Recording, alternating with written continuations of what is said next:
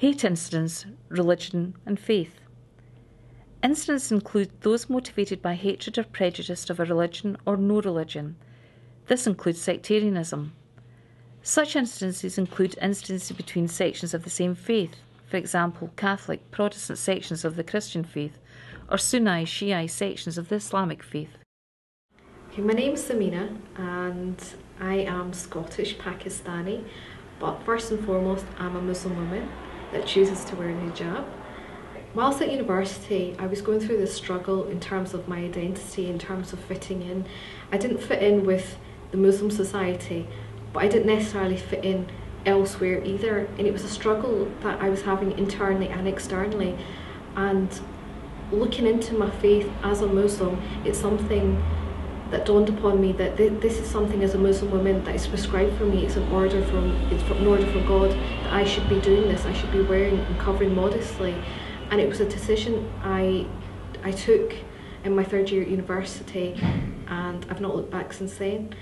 It is a part of my identity. It's a strong visual reference to my identity. I do feel conscious about it sometimes, especially, for example, actually during football matches. If I'm around people that might display antisocial behaviour, it is something that I will feel uncomfortable in. However, it's not something that I will take off. It's something that God has asked Muslim women to do, and it's a part of my identity. It's something that I am doing to please God. It doesn't make me uncomfortable if I'm out shopping with the family, out with friends. People have accepted me, that this is a part of me. I tend to match my hijabs to what I'm wearing. I can wear them in different styles, and it's just like wearing any other clothes. It's a fashion thing as well for myself. About 2 years ago, we'd bought a new house in a new area, and as we were moving into the house, we thought we need to go out and choose some carpets this weekend. And on a Saturday afternoon, we left the house, and as we were turning off our street, we were met by a car that was speeding past quite fast. In the middle of the road, we noticed one white male who looked quite drunk and quite disorderly, and he started walking towards our car, towards the passenger side where my husband was. He walked towards the side and he produced this stone-like brick type thing, and he just started smashing it off the window. And then our two other white males, one with a dog which looked like a boxer, started coming towards the car and started shouting quite racist, Islamophobic abuse, like "fucking dirty packy bastards, go home, or you're all terrorists." And he took the chain off the dog and said to the dog, "Go get the dirty packy bastards." And the dog came up to my side, the driver's side, started scratching on the door, barking loudly. And before you knew it, we've got this guy trying to smash the window from my husband's side. You've got the dog on my side, and the guy with the metal chain, he just started slamming it off the windscreen and slamming it off the bonnet. And another guy was at the back of the car, just with his fist trying to punch, and was shouting and slurring all sorts of abuse. Quite panicked at the time, I locked the doors and I put my hand on the horn to attract attention so someone could witness what was happening, and also for help. But at the same time, my husband Omar, he'd taken out the mobile phone and he'd made an emergency call to the police. When Omar phoned the contact centre after making a 999 call, the woman started asking whether we were in the house, how old he was, how old I was, and what seems like quite irrelevant questions considering we're being attacked here and now, and we've told the person where we're at, what address we're at, and who's surrounding us. The guy with the metal chain, after slamming down the metal chain a second time, he moved slightly out the way, and I took my chance and I just went through red lights and I turned the corner, and I just kept on driving until I got to the carpet place. When I parked up at the carpet place, it was then that I turned the engine off and I completely broke down. I just started crying and I was like, what on earth just happened there? It took me a good half hour before I was ready to go into the carpet shop, and I was almost trying to block it out that really didn't happen. I went into the carpet shop, did my carpet shopping, and I left. And I thought about going home the way that the incident had happened, but I felt quite, I can't go back that way. What if they're still there?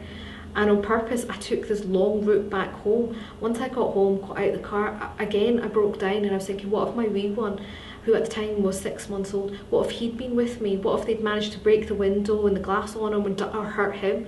I was quite concerned, really upset about it, and I was wondering, where on earth are the police?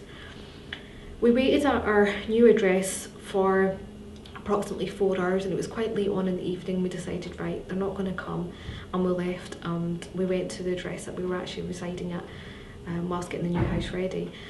And it was there that my husband decided, right, I'm going to email the councillor, the local council for the new area, and I'm going to contact somebody at the police station and send out a letter to the MSPs via email about what's just happened and the response that we've received.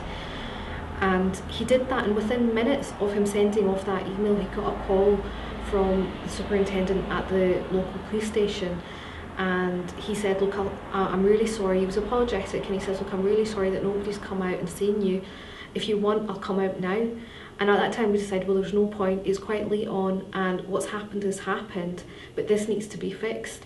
So we said no, it's fine, and it was agreed that 2 officers would come out in the morning to our new address. Went back to the new address, and in the morning we both gave statements separately about what happened, and that in itself was quite a harrowing experience, reliving what had happened, but also trying to remember, you know, in terms of the descriptions of the guys, what they looked like, the time, passers-by. Just in terms of having to relive every single moment of that was quite disturbing and quite upsetting, and having to sit in the car again to give our statement. They took our statements, and later on somebody else came out to photograph the damage done to the car.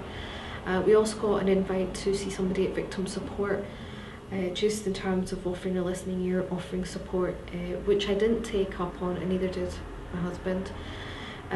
We were told that if it goes to court, then there will be a screen, so we won't need to be in front of the perpetrators.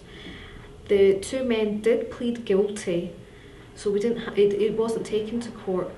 Looking back at it, in terms of how long the process was from the actual incident to actually getting a letter to say the perpetrators have pleaded guilty and they will be sentenced, it seems like quite a long drawn process. And in that time I actually was very uncomfortable upon moving into my new house, taking my wee one out to the park, or literally going to the supermarket, which was across the main road where the incident took place.